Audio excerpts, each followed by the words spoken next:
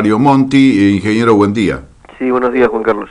Bueno, lo estamos molestando porque queríamos tener un comentario sobre cuál es la realidad del productor agropecuario hoy en relación a la cosecha, maíz, soja, donde bueno se habla tanto hasta de una situación muy complicada para el productor por la poca cosecha que hubo. ¿Quién nos puede mencionar usted?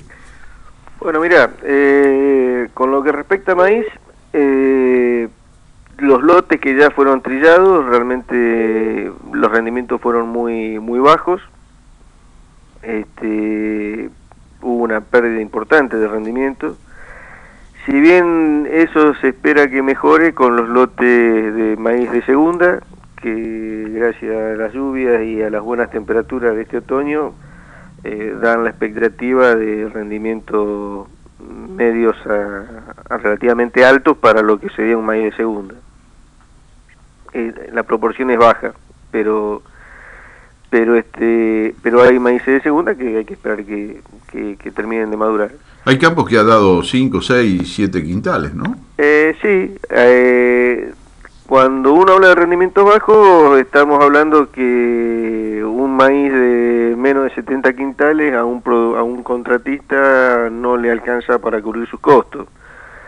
Y en nuestra zona, ¿cuánto sería el mínimo que necesita un contratista, que es el que más gasta? Porque un contratista, depende de los niveles los valores de alquiler y los niveles de fertilización que tenga el cultivo, pero podríamos decir que se requieren aproximadamente 70 quintales, 75 quintales para cubrir el costo.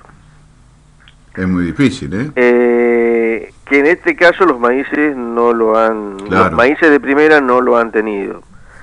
Y para un propietario, para un productor que produce en su propio campo, que no está pagando alquiler, aproximadamente unos 30, 35 quintales necesita para cubrir sus costos. Y en ese caso,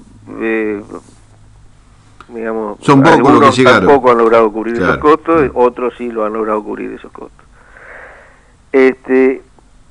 Pero bueno, en maíz de primera es donde mayor impacto hizo la sequía. Los maíces de segunda están en general muy lindos. Este año hubo un incremento muy importante en siembra de sorgo y en general los sorgos están de bien a muy bien.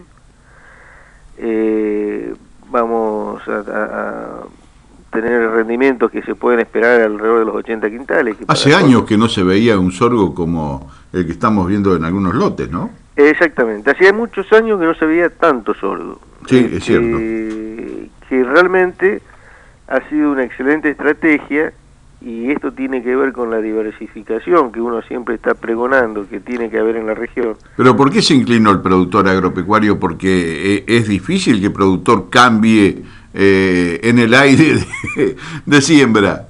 Bueno, uno de los motivos por el cual el productor se inclina a hacer sorgo es que muchos hacen sorgo para consumo, y el valor nutricional del grano de sorgo es similar, si bien es algo inferior, pero es similar al del maíz. Es más barato hacerlo que el maíz, por lo tanto el costo de la ración pasa a ser inferior. El valor de comercialización que tiene el sorgo, si bien es menor que el del maíz, hoy son valores bastante parecidos. Antes había una diferencia mucho mayor entre el sorgo y el maíz, y hoy los valores se han aproximado muchísimo. Entonces, al tener un menor costo de siembra, la gente se ha inclinado. Y además el otro factor que hace es que el sorgo es un cultivo más resistente que el maíz para condiciones extremas, tanto sea de suelo como de clima. ¿Necesita mucha fumigación? No necesita tanta fumigación. Inclusive es más tolerante para la cuestión maleza, tolera algún escape de maleza que el maíz no lo tolera. es un cultivo mucho más rústico. Y realmente las empresas han estado trabajando mucho en genética y hoy se puede ver una gran diversidad de genética, o sea que para cada ambiente se puede encontrar el sorgo ideal. Así que es muy probable que de persistir estas condiciones de mercado y de persistir estas condiciones extremas de ambiente, veamos cada vez un poquito más de sorgo. ¿Qué sería retornar a la década de los 60? Porque claro, nuestra zona era sorguera, más que maicera. Sí, sí. Ahora, volviendo un poco al maíz, ingeniero, ¿se ha hecho mucho silo en relación cuando veían que la cosa no iba? No tanto como se podría haber hecho. De todas maneras, ese era un tema que se discutió mucho porque el silo, para que sea un buen silo, debe contener una buena cantidad de grano de maíz. Entonces, si estábamos esperando claro, un cultivo que rendirá poco grano de maíz, la calidad de ese silo iba a ser baja también.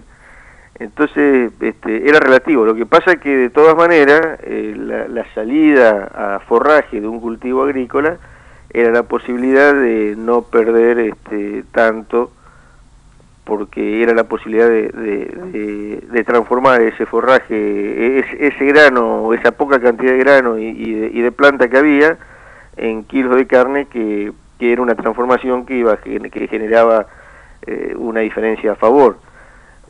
Por lo menos le agregaba un poco de valor a algo que ya de por sí estábamos viendo que estaba fracasando, ¿no? Hoy tenemos la soja de segunda que se está levantando. Bueno, no, se está levantando la soja de primera, algunas sojas de primera. Y en soja, el panorama es complejo porque hay una gran dispersión de rendimiento. Y en una zona muy grande, al punto tal que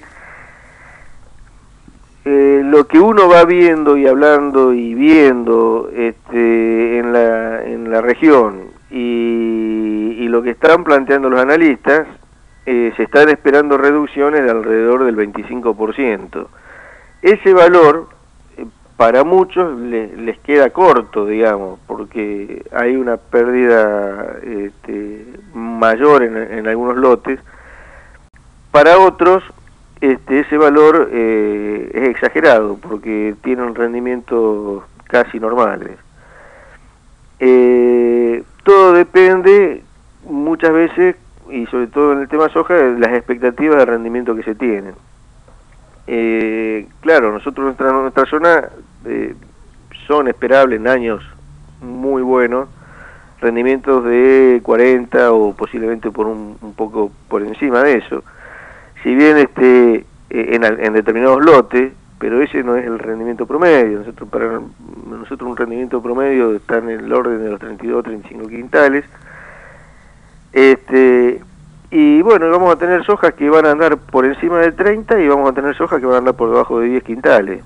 Y vamos a tener toda esa dispersión de rendimiento. O sea que podemos decir que ha sido un mal año para el productor agropecuario de nuestra zona, y para completar, aumento el impuesto inmobiliario.